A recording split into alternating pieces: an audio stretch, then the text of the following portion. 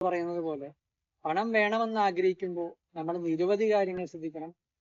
ഈ പണത്തിനെ കൈകാര്യം ചെയ്യുന്ന രീതി, പണം ഉപയോഗിക്കുമ്പോഴുള്ള രീതികളെല്ലാം ശ്രദ്ധിക്കണം. പണം എപ്പോഴും ഭദ്രമായി സൂക്ഷിക്കും.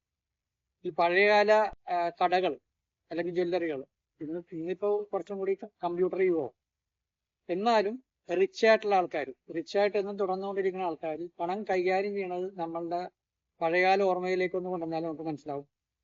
എനിക്ക് ഇപ്പോഴും ഓർമ്മയുണ്ട്, പണ്ടത്തെ ചില പലചരക്ക് കടകളിലെ ജ്വല്ലറികളിലൊക്കെ അവര് ഓരോ പണവും അടുക്കി വെക്കുന്ന രീതി.